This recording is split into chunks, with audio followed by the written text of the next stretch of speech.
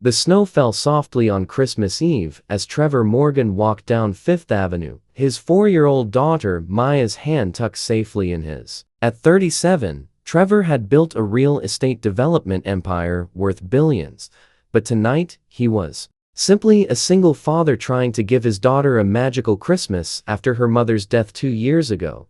Maya pressed her nose against every decorated storefront window, her eyes wide with wonder at the twinkling lights and elaborate displays. "Daddy, look at all the pretty trees," she exclaimed, pointing at a boutique window filled with designer Christmas trees adorned with crystal ornaments. "They are beautiful, sweetheart," Trevor agreed, checking his watch. They needed to get home soon. His housekeeper had prepared dinner and Maya needed to get to bed before Santa came. That's when Maya stopped suddenly, tugging his hand. "Daddy, wait. Look." A little girl stood at the same window, no more than 5 years old, wearing a thin blue coat with a Santa hat. She clutched a worn teddy bear and stared at the decorated trees with such longing it made Trevor's chest tighten. Behind her stood a young woman, clearly her mother, with blonde hair and an expression of quiet sadness. Before Trevor could stop her, Maya had walked up to the little girl. "Hi, I am Maya. Do you like the trees too?" The girl nodded shyly. "They are so pretty. I wish we could have one. We have a really big tree at home," Maya announced with the child's complete honesty. "It is taller than my daddy, and it has lots of lights." The little girl's eyes filled with tears. "We do not have a tree this year. Mommy says maybe next year when she gets a better job." The young woman, who Trevor now noticed wore a work uniform under her coat, quickly stepped forward, her face flushing with embarrassment. "Emma, we should not bother these people." But Maya was already tugging Trevor closer. "Daddy, Emma does not have a Christmas tree. Can we give her ours?" Trevor felt everyone's eyes on him, his daughter's expectant face, Emma's hopeful expression, and the mother's mortified look. "Sweetheart, we need our tree," he said gently, "but we have such a big one, and they do not have any," Maya insisted, with 4-year-old logic. Then she turned to Emma. "Maybe you could borrow our tree, just for tonight, so Santa knows where to find you?" Emma looked at her mother with desperate hope. "Mommy, can we borrow their tree, please?" The young woman knelt down to her daughter's level. "Emma, baby, that is not how it works. We cannot just borrow someone's Christmas tree." "Why not?" Emma asked, tears streaming down her face. "How will Santa find us without a tree? We do not even have a home right now. We are staying at Aunt Linda's tiny apartment, and she does not have space for a tree, and Santa will not know where I am." Trevor felt his heart crack. He looked at this little girl's mother and saw exhaustion, worry, and the kind of barely holding it together expression he recognized from his darkest days after his wife died. "I am Catherine," the woman said quietly to Trevor. "I am so sorry about this. Emma, we need to go. These people have their own Christmas to celebrate." But Maya had already grabbed Emma's hand. "Please, Daddy, Emma needs to borrow a tree more than we do. You always say we should help people at Christmas."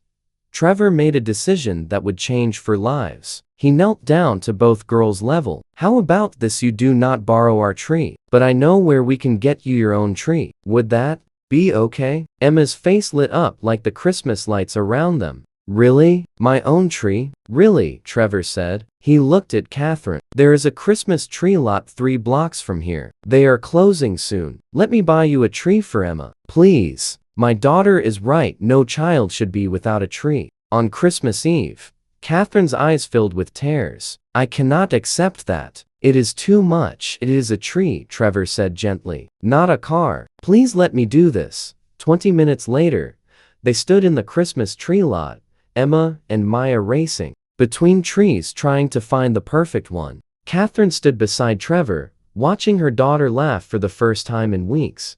"We have been staying with my sister for 3 months, Catherine said quietly. "I lost my job, then my apartment. I have been working 3 part-time positions, trying to save enough for a deposit on a new place. Emma has been so patient, so understanding. But today she asked if Santa would still find her without a home, and I did not know what to say." "Where are you working?" Trevor asked. "Coffee shop in the mornings, retail during the day, and cleaning offices at night. My sister watches Emma when she can, or I bring her with me to the night job. Trevor thought about his own daughter, who never worried about Santa finding her, who lived in a penthouse with more trees than rooms. He thought about how easily he could help this family and how little it would cost him. I am a developer, Trevor said. I own several residential buildings in the city. One of them has a vacant 2-bedroom unit that just finished renovation. You and Emma could stay there. No rent until you get back on your feet. Catherine stared at him. Why would you do that? You do not even know us. Because Emma asked to borrow a Christmas tree and Maya said yes. Trevor said simply, because it is Christmas Eve and no child should worry about Santa not finding them. Because I can help, so I should help. Mommy, we found it. Emma came running over, pointing at a beautiful 6-foot tree. Maya was right behind her, equally excited. After purchasing the tree and arranging delivery to Catherine's sister's apartment, Trevor gave Catherine his business card. Call my office after Christmas. We will get you set up in that apartment. And if you need help with the job, I can make some calls. Real jobs, not 3 part-time positions. As they prepared to part ways, Emma ran to Trevor and hugged his legs. Thank you for my tree, mister. You are like Santa but real. Trevor felt his throat tighten. You are very welcome, Emma. Merry Christmas.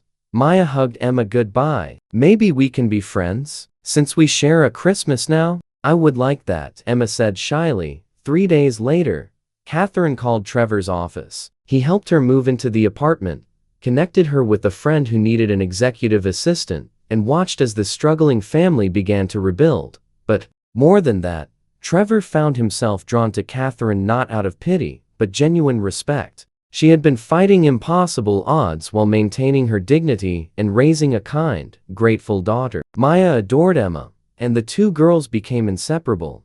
Why are you really doing all this? Catherine asked him one evening after the girls had fallen asleep during a movie night.